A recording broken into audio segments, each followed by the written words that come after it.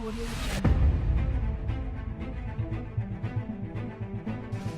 Audio Jungle.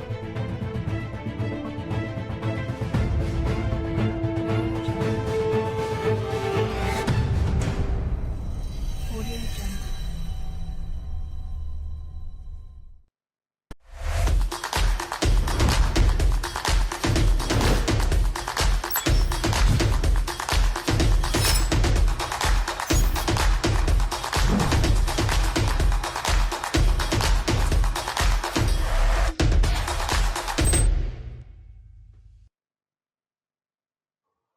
Allez, c'est parti pour les rendez-vous des bonnes informations, le rendez-vous des informations certifiées. Mesdames, Messieurs, bienvenue dans votre tranche vespérale et du soir. Vous vous suivez de partout.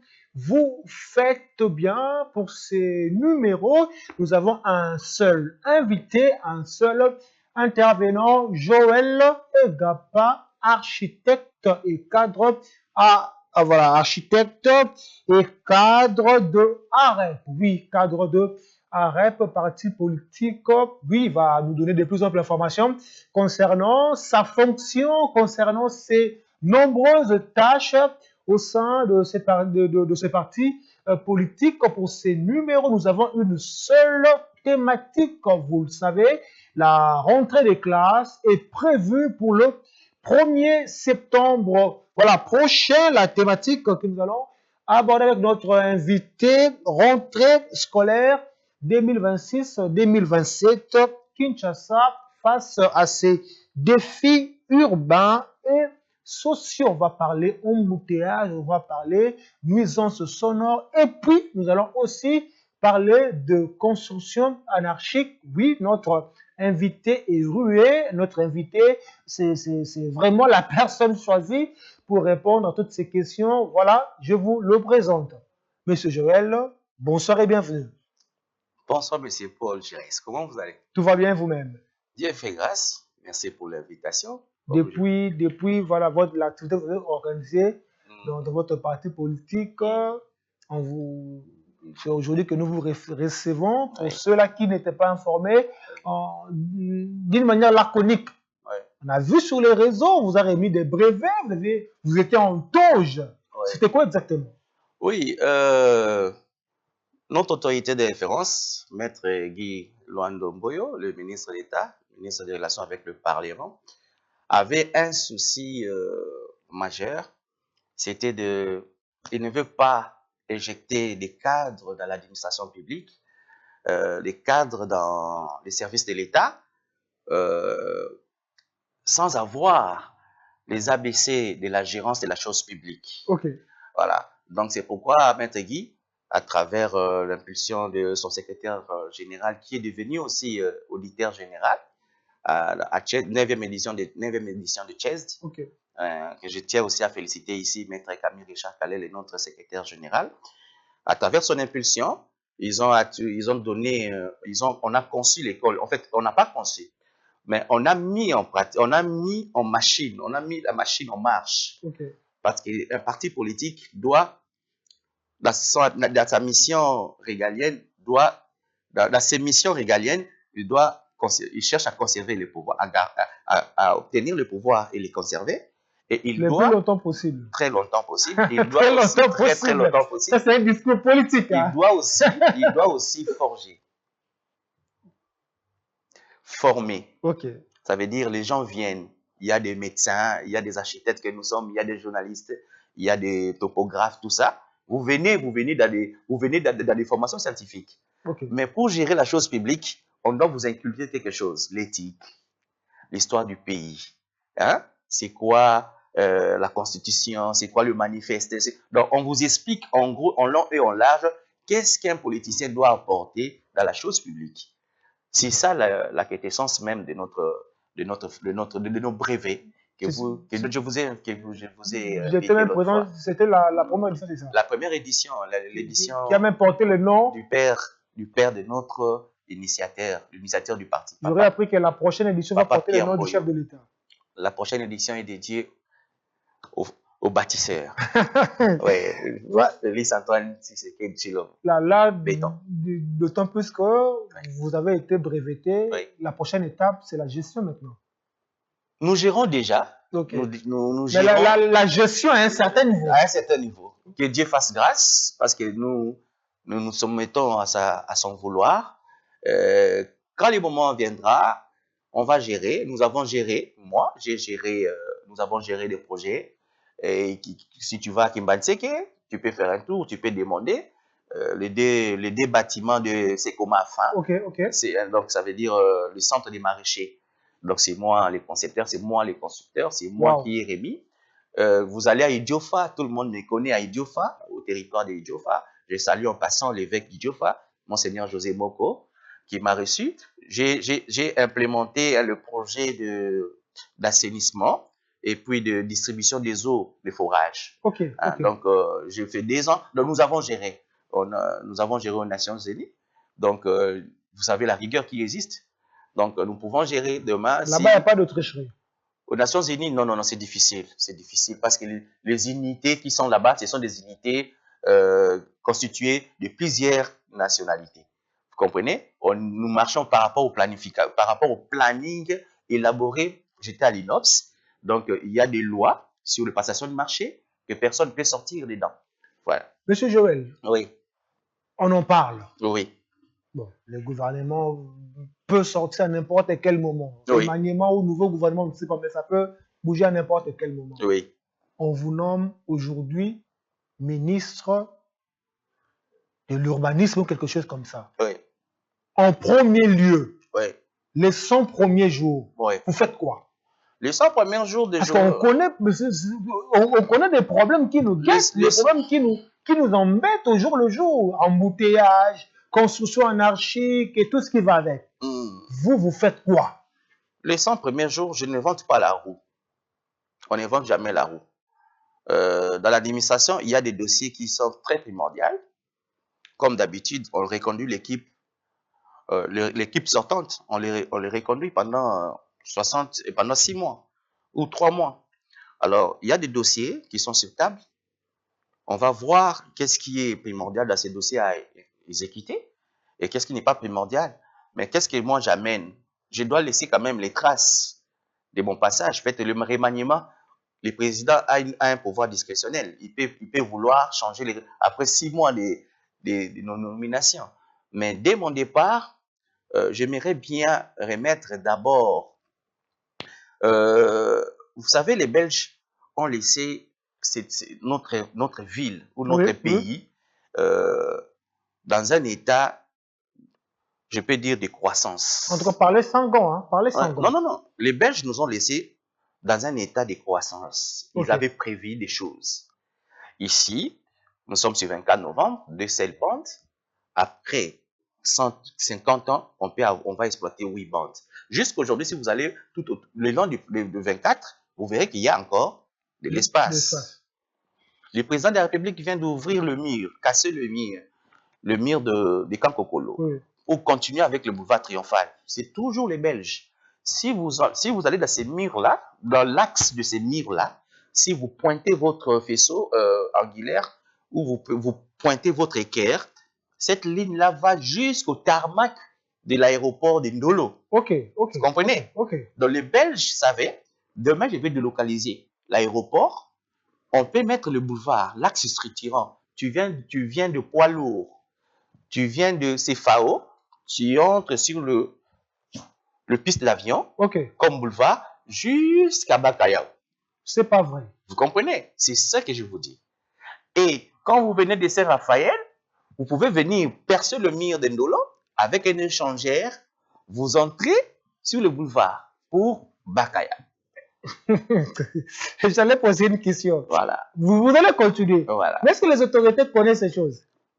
En tout cas, certains vont l'apprendre maintenant. Certains vont l'apprendre maintenant.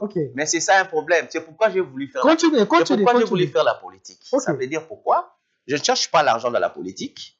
C'est très intéressant. Nous sommes venus en politique. Ceux qui me connaissent savent que j'ai une carrière. Ceux qui me connaissent bien, ils savent que Gapa a une carrière bien conçue, bien faite depuis. Et en venant en politique, c'est parce que j'ai fait les 4 coins de ces pays. 4 coins. J'ai regardé les contrastes qui existent entre l'Est et l'Ouest. J'étais dans l'organisme international. J'ai dépassé, j'ai quitté Mbandaka. Je suis passé là où je suis né, à Itipo. Je suis allé chez ma maman à Bokatola. J'allais vers Ingende, tout ça. J'ai passé des endroits où on pouvait ériger les centres de santé que moi, je devais concevoir. Okay. Il n'y a pas de centre de santé là où j'ai passé chez moi. Il n'y a pas de centre de santé. Pourquoi? Parce que le ministre datant est du Bandundu. Vous comprenez? Et le ministre a fait assez qu'il puisse avoir 10 centres de santé que les Coréens ont financés dans sa zone à lui. Mais c'est pas sérieux. Vous comprenez? Je n'ai rien à voir avec les gens des Bandundu. J'aime les coins parce que nous sommes tous dans la précarité. Les Bandundu, l'Équateur ne sont pas encore sortis de l'auberge. Hein? Ils ne sont pas encore sortis du lot. Et bien alors, c'est par là que je me suis dit, donc, il faudrait être sur la table des décideurs pour impulser le développement de chez soi. Parce que si tu n'es pas sur la table, on ne pense pas à vous. Il n'y a pas de l'équité. Mais parlons vrai, parlons juste. C'est pas la thématique du jour, mais à l'Équateur, il y a beaucoup de références là-bas. Nous parlons d'aujourd'hui. Nous parlons d'aujourd'hui. Il y a quelques références qui cherchent à faire quelque chose aujourd'hui. Je félicite Maître Guy Luando parce que c'est parmi les gens, depuis que je suis né, je ne connais pas des philanthropes d'abord équatoriens. C'était le premier. J'étais à l'étranger. J'ai vu la Fondation Ouidal à travers son initiateur Maître Guy. Il n'était pas encore député et il n'était pas encore ministre. J'étais parmi les premières personnes à appeler ses plus proches. Je salue en passant l'honorable Colin Foya. Je lui ai dit, mais pourquoi Maître Guy ne veut pas avoir un parti politique? Parce que l'aura qu'il dégage, ça me demande, moi je me sens obligé de l'accompagner. Vous voyez, je me sens obligé de l'accompagner parce qu'il a besoin de nos aides. Vous vous identifiez à lui? Bon, je ne m'identifie pas en lui. Je vais accompagner ses efforts. Okay. Parce que j'ai besoin, moi j'ai rêvé avoir un moyen pour mes fils donner les soins à mes frères de l'Équateur. Vous comprenez? À Bolomba, hein, à Itotela, à Dianga. C'est-à-dire, dans ces zones-là, quand je serai dans ces coins-là, je t'enverrai les images. Tu comprendras les pourquoi nous voyons l'Iran ensemble? Voilà. Que Dieu fasse grâce, que je puisse prendre vos déplacements en charge, parce que je dois aller là-bas implanter les partis, me présenter vivement, parce que j'en vois, mais ils ne m'ont pas encore vu. Okay, alors je dois venir les expliquer le contexte et autres. Vous comprenez? Donc j'avais voulu accompagner Maître Guy, parce que je trouvais en Équateur, depuis ma naissance, nous avons des grands cadres, des dinosaures en politique. Mais quand Papa Kengo est arrivé, lui-même, il a pleuré. Il a dit que nous avons trahi l'Équateur. Si Papa Kengo dit cela, ça veut dire qu'il n'y a rien à repêcher. Alors, Maître Guy, à son bas âge, il a mis de ses moyens et j'avais compris que ce monsieur veut assez que l'Équateur change. Et il a ma même vision. Mais Monsieur Joël, on revient à la thématique du jour. La rentrée des classes, c'est pour le 1er septembre. On va aborder 3 points. Le premier point, c'est les embouteillages. On parle embouteillage. Les élèves vont répondre le chemin d'école. Exactement. Ils vont rencontrer le même problème. Nous devons nous habituer aux embouteillages. On doit faire avec. J'ai comme l'impression que les autorités nous abandonnent à notre triste sort. Les élèves qui doivent arriver, par exemple, au collège Sainte-Anne et Likia, qui habitent au salon comme moi, peuvent quitter la maison à quelle heure? Arriver au rond-point Ngaba, c'est la mort, embouteillage monstre. Monsieur Joël. Oui. On fait quoi? Monsieur Jérès. On fait comme Mouzé, prenez-vous en charge? Non. Ou on fait quoi? Mais on va toujours se prendre en charge. Il n'y aura pas quelqu'un d'autre qui viendra réguler ces congestions-là.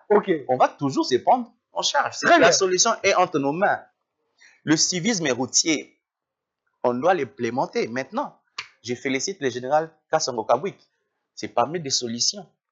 Appuyer la police routière. Mais il y a chevauchement entre lui et la ville. Il n'y aura pas chevauchement au cas. J'ai vu sur les réseaux sociaux les gens de la ville pour dire arrêtons de vouloir. J'ai dit bon, baïe, bah où tu vois? Totika toujours au Tchaka Bakal. Na bateau bazone va faire sa lumière. Merci. Est-ce que vous pouvez imaginer aujourd'hui, vous avez lu les réseaux sociaux, les colonels qui bloquaient les gens qui prenaient l'essence unique. Les colonels là, vous avez suivi, non? Un colonel qui disait aux gens, rentrez d'où vous venez. Tournez, allez dans votre bande appropriée. Ce colonel-là est arrêté. Je sais pourquoi il est arrêté. C'est parce que moi, dans mon entendement, je sais qu'il avait lésé un général. Il avait lésé et le général, par son garde du corps, par son garde du corps, mais son proche colonel, qui l'avait dit, oh, tu verras. Le chef de l'État a repris 3 fois pendant le conseil des ministres. 3 fois. Arrêté avec le gyrophare, arrêté avec les plaques couvertes et ne prenez pas de sens contraire. Vous êtes... Déjà, quand le président parle, vous voulez écouter qui a parlé lui? C'est une ordonnance présidentielle. Ça abroge tous vos bêtises. Vous comprenez? Mais c'est ce que j'ai toujours dit, l'intrinsèque des Congolais a un problème. L'intérieur des Congolais a un problème. Chef ou pas, l'intérieur a un problème. Le problème des embouteillages, c'est d'abord le civisme routier. Oui. Parce qu'aujourd'hui, les infrastructures sont en train d'être vraiment construites. Je félicite l'excellence Alain Chilungu à travers le gouverneur Bumba. Oui. Bientôt, on n'aura plus de problème de manque de routes. Ça deviendra maintenant le problème. On va maintenant comprendre que l'accentuation de nos embouteillages est liée à la tête des Congolais. Ok. Beaucoup de gens sont en train de conduire sans notion d'auto-école. Beaucoup de motocyclistes ne savent pas comment aborder les entrées dans les... Laissons la loi, les intouchables. Voilà. C'est ça. Mais avec le général Kabwik, je sais que cette problématique va l'atteindre. Et je pense qu'avec le service national, la police routière sera appuyée pour que dans des épicentres comme Rond-Point Ngaba, on ne peut pas parquer n'importe comment. C'est ça. C'est ça l'embouteillage. Les descends et secs. Vous imaginez quelqu'un qui est dans la giration, dans le centre giratoire.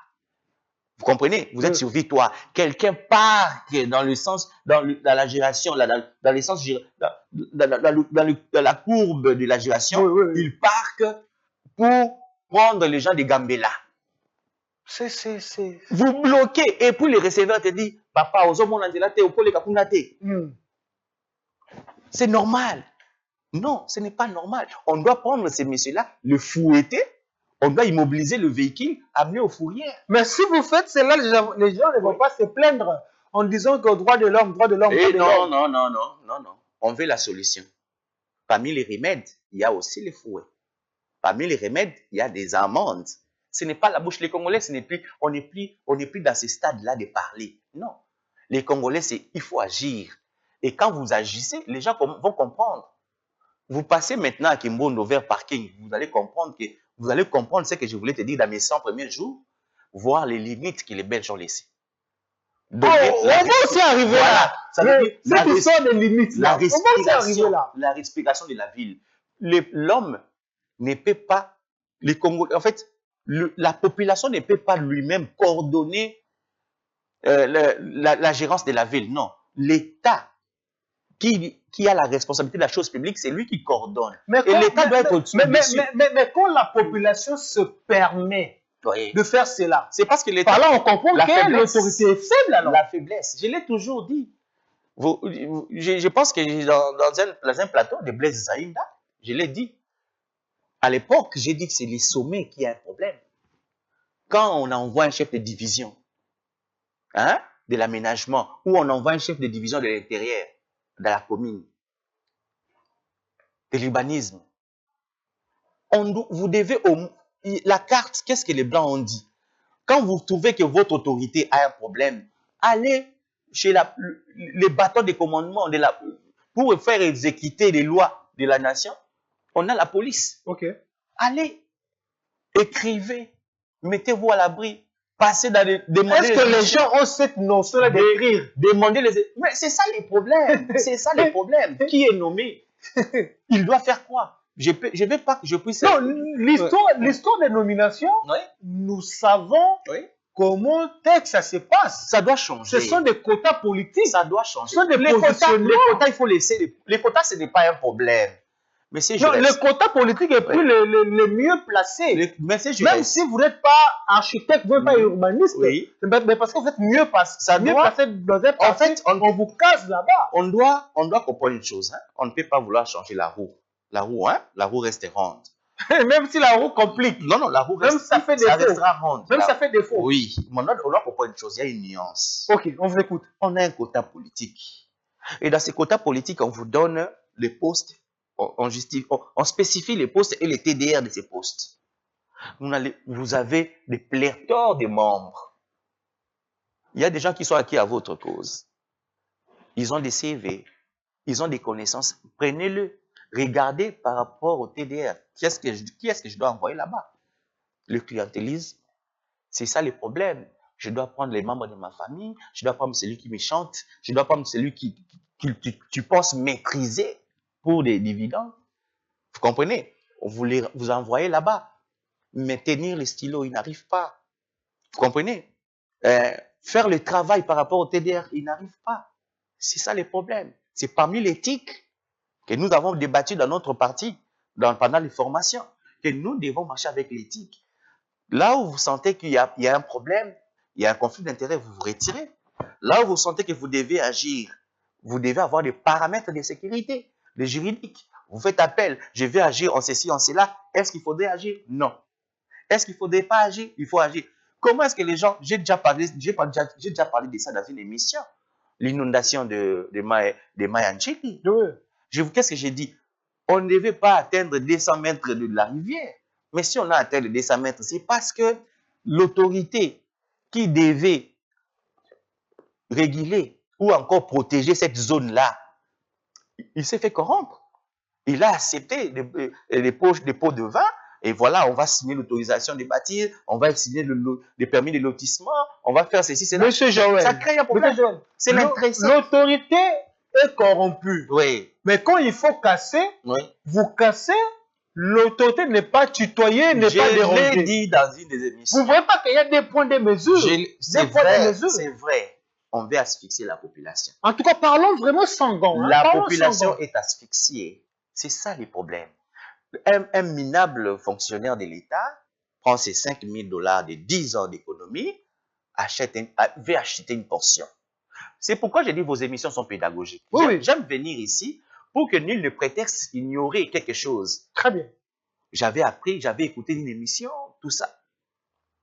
Avant de construire, avant d'acheter, cherchez l'historicité. Monsieur Joël, oui. En tout cas, ça c'est vraiment un moment important. Oui. C'est quoi la procédure pour se procurer un terrain? Oui. Donner la matière, on vous écoute.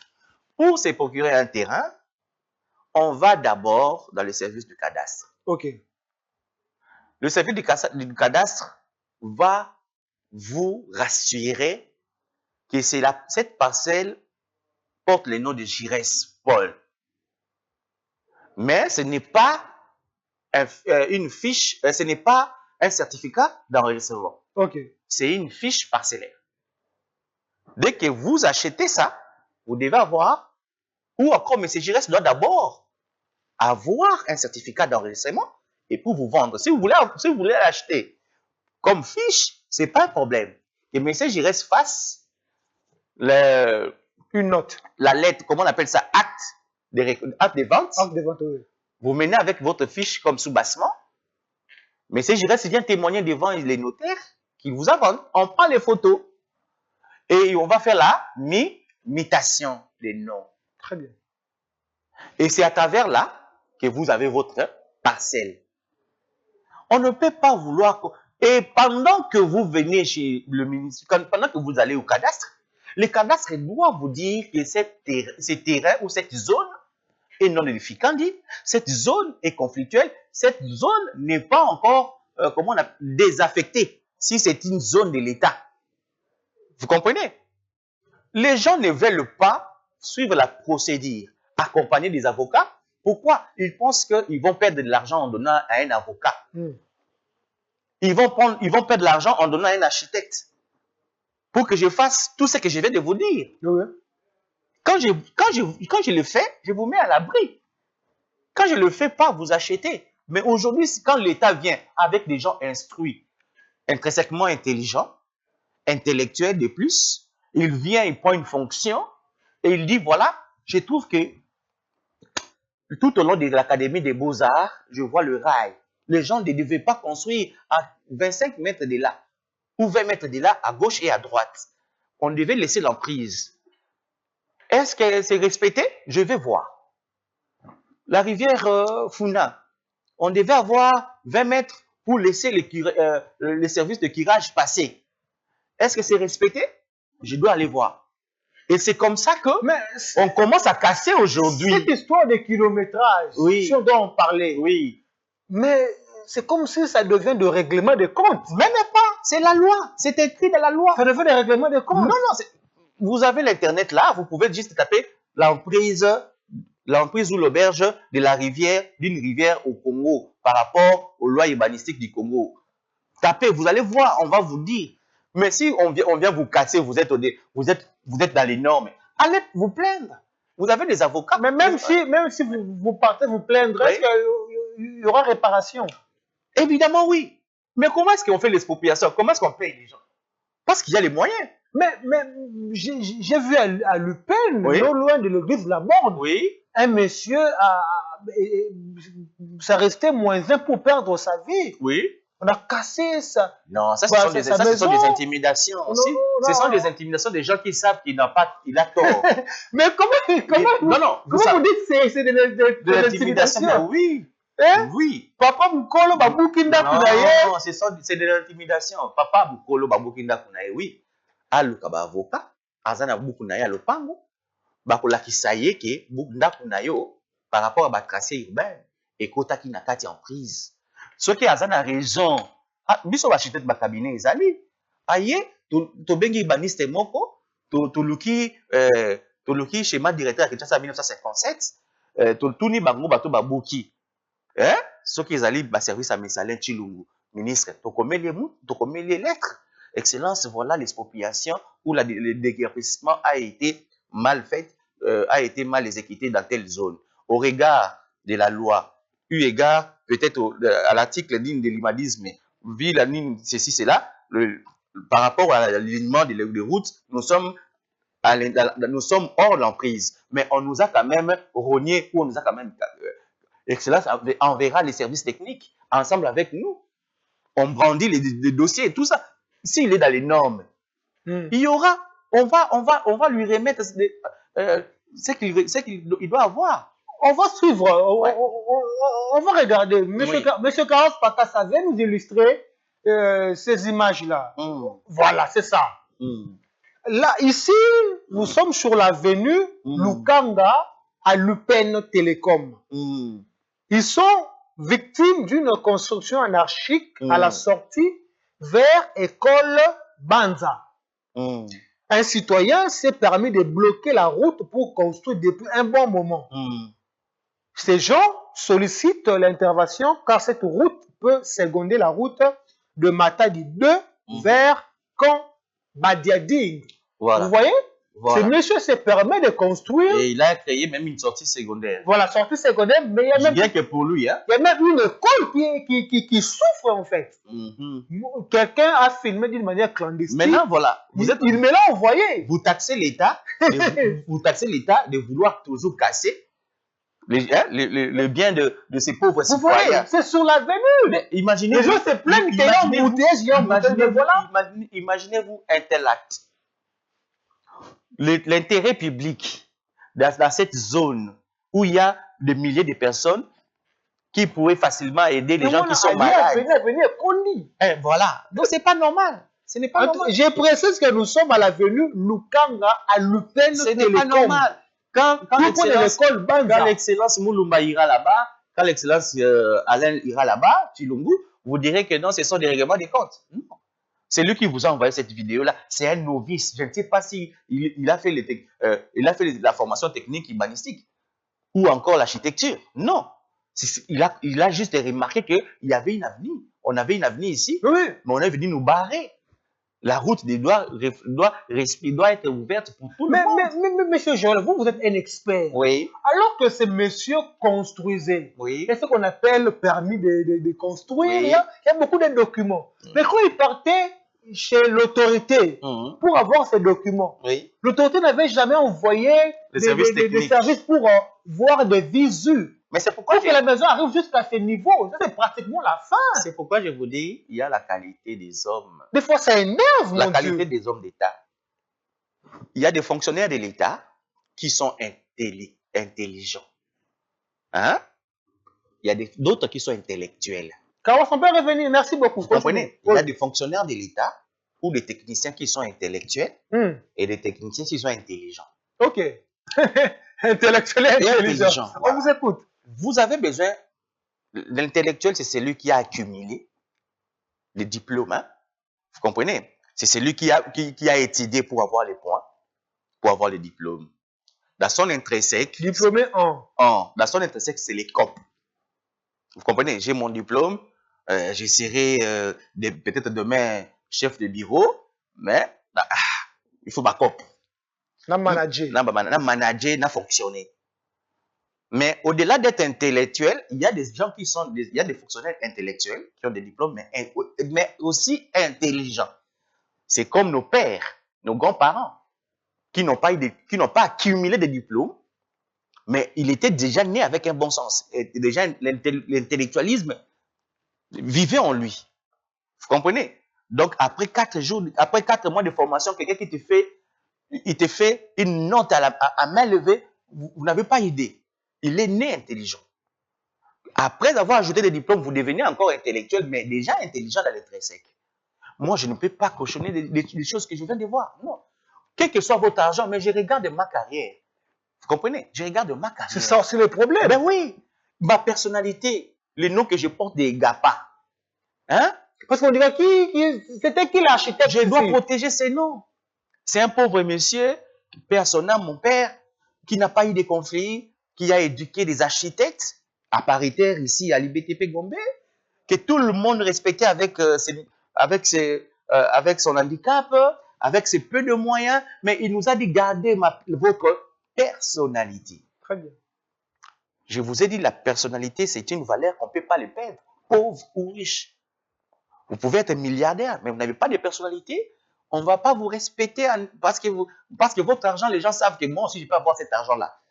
Vous comprenez? Mais votre valeur, les gens doivent vous envoyer parce que la valeur, c'est quelque chose, c'est une accumulation, une sédimentation de beaucoup de choses.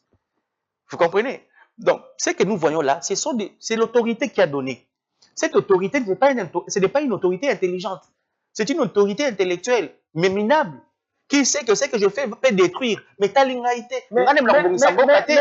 ce stade, voilà. Imaginez que le propriétaire de cette maison, c'est un haut placé. Oui. Un haut placé, un peu comme Carlos Pacas. Est-ce qu'il est plus fort que la loi? Un haut placé. Il est plus fort que la loi. Vous pensez que même si le général Kabouk descendait là pour ravager la maison parce que c'est mal construit. Est-ce qu'il est plus fort que la loi? Ça peut se concrétiser. Est-ce qu'il est plus fort Parce que nous savons, il y a de ceux qui appellent. Je peux appeler telle personne. Je peux toucher les sommets. On doit sortir de ça.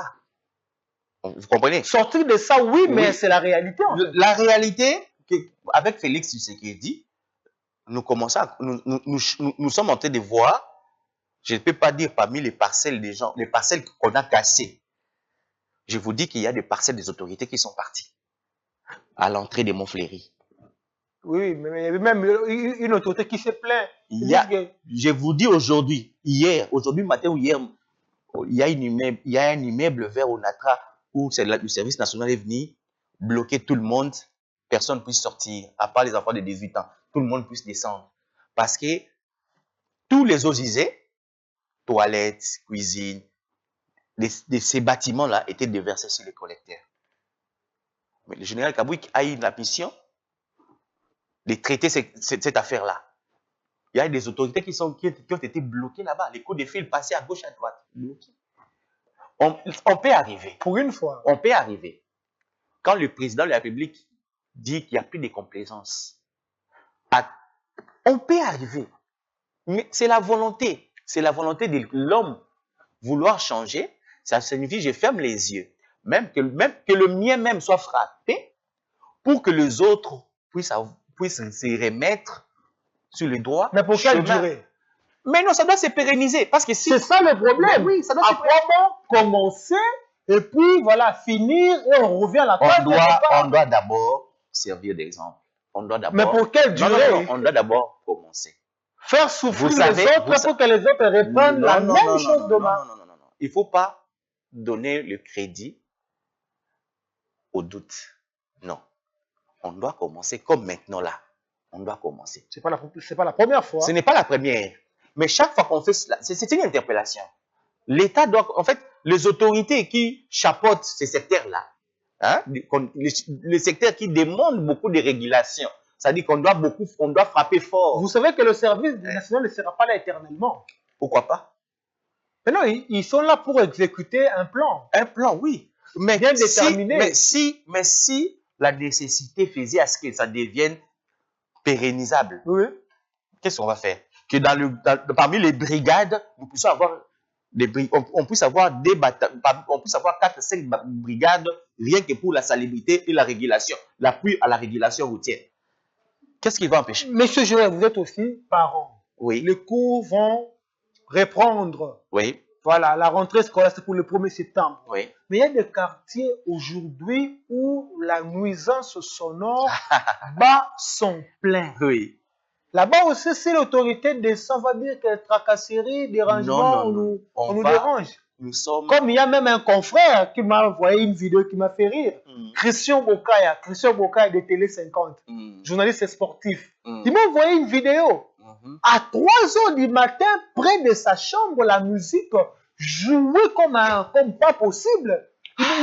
Il pose la question, qui peut m'aider pour trouver la solution à ces problèmes? Oui. À 3 h du matin. Exactement. Voilà. Et là, les élèves vont reprendre le chemin d'école. Ils feront comment? Il ne faut pas s'apprendre à l'État. Il ne faut pas s'apprendre à l'État. Parce que... Mais il y a les bars partout.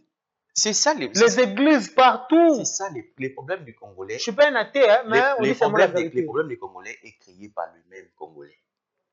Et puis encore, quand on cherche à réguler, on crie au scandale. Mais on ne sait pas qu'est-ce qu'on doit faire. Mais maintenant, pour que l'État puisse donner vie aux enfants, la progéniture de demain, on doit frapper. Il y a des réglementations pour avoir un night club. Oui. Il y a des réglementations pour avoir une église dans un quartier, dans un milieu urbain, il y a des espacements. On ne peut pas avoir des églises accolées. Non.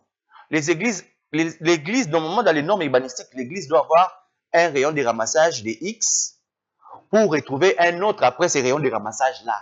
Ça ne peut pas être écoulé. Ce n'est pas respecté. Maintenant, là, on sera athée, oui. Pas de problème. Mais nous ne confessons pas Satan comme Seigneur Sauveur, non. Accusez-nous comme d'athées, oui. Mais on doit réguler ces histoires-là. On doit d'abord casser les églises. Pas casser les églises. On entre sur, par exemple, casser les églises. Je donne l'exemple. Par exemple, on entre sur l'avenue d'Ibaya, à Kassavubu. Oui. Il y a 3 églises. Oui. Donc, il y a l'église Mur d'Erreur, il y a l'autre église là-bas. On fait quoi? C'est question d'abord de savoir s'ils sont locataires. Ah, ok. S'ils sont achetés. C'est déjà l'église Mur d'Erreur et propriétaire. Voilà. Si les propriétaires, oui. Il y a des normes architecturales. On ne casse pas. Non, le locataire. On doit lui dire. Okay. Non, le locataire, il a 2 choix. Soit de négocier avec le bailleur pour acheter l'isolation phonique. Ok. Vous comprenez, non? Vous embêtez les gens. Il y a l'isolation phonique. Si vous ne voulez pas faire de l'isolation, déplacez-vous parce que vous êtes accolé avec quelqu'un qui a aussi une église, mais cette église... Exemple simple, toujours à Kassavoum, Oui, sur Dibaya, oui, il y a à côté l'église Mur-des-Reins. oui, De l'autre côté, il y a 3 églises. oui, Là-bas, c'est la prédication. oui. Là-bas, Les c'est la louange. ouais. Là-bas, c'est le témoignage. Les louanges Mais ça devient de part et du des désordre. louanges de part et d'autre. Sans électricité, ce sont des batteurs qui Oui. veulent s'annoncer. Oui. Mais le problème, c'est quoi? Le problème est qu'ils peuvent, si le ministère de Justice les a attribués les agréments, C'est ça. le ministère de Justice doit se justifier. Comment vous pouvez donner à des églises accolées les agréments sans les recommander l'isolation? Sur l'avenue dont je vous parle, Voilà. il y a même 5 églises. Et là, Le problème, c'est toujours l'autorité. L'autorité n'aide pas la population. Parce que si l'autorité sait bien que pour avoir une église dans tel endroit, il doit répondre à des conditions X, Y, Z. L'église ne répond pas à ces conditions. Mais il te met une église te corrompt. Une église te corrompt. Tu sais, l'église qui prêche la vérité. Monsieur Paul Giresse, Je vous écoute. pour avoir un agrément, votre église doit être d'abord couverte. Ok. Votre église doit avoir des principes de sonorisation respectables. Vous comprenez? Votre église doit avoir des parkings allant au coefficient X fois 0,20. X, là, c'est le nombre de personnes. Ok. Fois 0,25 véhicules. Vous devez avoir ces parkings pour ramasser les gens qui viennent dans votre église avec le véhicule, puissent parquer sans mettre le désordre ou sans créer congestion sur la ruelle ou sur l'avenue de l'État. Parce que la fluidité doit exister. Si vous avez des gens, vous faites appel à ces gens, vous devez les recevoir. Mais sur certaines avenues, les dimanches, les églises prennent en otage. Quand maintenant l'autorité accepte, au regard du plan, vous ne respectez pas les conditions. L'autorité accepte malgré ses insuffisances, l'autorité accepte. Il prend l'argent, il donne l'agrément et donc un pasteur corrupteur. Mais c'est ça la réalité. Parce qu'on ne peut pas comprendre. Appeler quelqu'un qui travaille au ministère de Justice ici, demander lui ce que je dis, si je suis en train de mentir, qu'on ne peut pas attribuer à quelqu'un l'agrément, 4 personnes d'agrément qui sont accolées. On doit regarder si vous pouvez être accolé, oui, mais que vos bruits ne traversent pas chez l'autre. Il y a moyen de gérer ça. Aller à Tricana Bar, à Bandal, entrer à Tricana Bar. Même, j'ai un projet que je suis en train de faire. Je suis en train de faire ce que je vous dis ici, isolation acoustique, phonique et thermique. Je vais vous appeler, venez voir. Vous allez entendre la musique de ces gens-là, si ça sort à l'extérieur. Vous comprenez? Mais on peut donner des agréments, mais avec des conditions. Si les conditions ne sont pas acceptées, ne sont pas respectées, on ne donne pas des agréments. Les problèmes des Congolais est créé par des Congolais. Les solutions doivent être émanantes, les solutions seront émanées des Congolais. Mais ne crions pas scandale, parce qu'il y aura des gens qui viendront avec de rigueur, plus que celle du général Kabouik ou encore de M. Moulumba, des gens qui seront plus forts en rigueur que eux viendront un jour. Monsieur Joël, les gars, nous sommes arrivés à la fin. Oui. Nous sommes arrivés à la fin. Il y a des élèves qui vous suivent, qui vous apprécient énormément, Merci. qui voudraient aussi devenir architectes comme vous. Oui. Ils vont reprendre le chemin de l'école le 1er septembre. Oui. En tant que parent, en tant que leader d'opinion, en tant que politique, Oui. un message aux élèves qui vont reprendre le chemin de l'école le 1er septembre. La caméra est là devant vous, on vous écoute. Chers élèves, chers amis, chers enfants, j'aime bien venir à cette émission chaque fois qu'on m'invite. Monsieur Giresse m'a appelé, j'étais en plein chantier, je devais aller me raser pour venir, pour rentrer à la maison, s'échanger et venir. J'aime venir ici parce que c'est pédagogique, c'est enseigner. Les gens qui n'ont pas eu le temps de devenir comme vous, élèves, mais ils sont en politique et ils ont reçu la chance d'être ministres, d'être au directeur du cabinet, d'être directeur général quelque part, sans étudier, comme vous. Ne voudrons peut-être pas que vous puissiez prendre leur place. Mais vous aurez les moyens, si vous suivez chaque fois peut-être ces émissions, pour désorienter ces idées que eux ils sont tentés de vouloir implémenter sur les enfants. Moi, je suis en train de vous demander, étudier pour être des hommes intelligents. Ça veut dire, ne bloquez pas la matière pour avoir des points. Non. Maîtrisez la matière pour s'exprimer dans la vie du futur, quotidiennement et puis du futur. À part cela, la tricherie est toujours rattrapée. La tricherie est toujours rattrapée. On ne peut pas vouloir construire sa vie dans la tricherie. Vous étudiez, vous rentrez à la maison, vous laissez tout, vous vous distrayez un peu, vous vous reposez. Après avoir tout cela, reprenez les notes de la journée, réalisez-les sans bloquer. Vous les réalisez, vous faites la lecture simple et vous laissez la journée passer. Le lendemain, si le cours dont vous avez étudié aujourd'hui, le lendemain, si on n'a pas abordé une autre cours, faites la même méthodologie. Faites des lectures, ne bloquez pas. Hormis cela, sachez-le que papa ne va pas toujours être là éternellement. Maman ne sera pas toujours là éternellement. On peut tout vous arracher. L'héritage, les biens de papa et tout ce que papa va peut-être vous léguer, les oncles, les grands-parents, les tantines viendront récupérer. Mais l'éducation, ils ne vont jamais le retirer. L'éducation restera à vie pour vous. Ici, je tiens à vous dire bon courage, bonne chance pour cette année scolaire et que Dieu vous bénisse. Dieu rémunère toujours les bons travailleurs. Qu'il vous bénisse. Merci. Merci beaucoup, M. Joël. Vous êtes dans la peau du pasteur. Moi, oui. Je suis chrétien. Mais les églises qui nous ont suivis ils doivent vous lapiner. Jésus-Christ a fouetté. Vont vous guillotiner. Jésus-Christ a fouetté dans l'église même, parce qu'il y avait des désordres, n'est-ce pas? Voilà. Excusez-moi de vous poser une petite question, non? Jésus-Christ avait fouetté dans l'église, non? Oui. Pourquoi? Parce qu'il y avait du désordre. On ne pouvait pas vendre dans l'église. Ok. L'église ne peut pas accepter d'être à côté de bar. Voilà. Merci beaucoup, M. Joël. C'était un bonheur, un honneur de vous avoir sur ce plateau. Merci. Toutes les fois que vous venez sur ce plateau, vous nous communiquez une intelligence de plus, un savoir de plus. En tout cas, merci infiniment.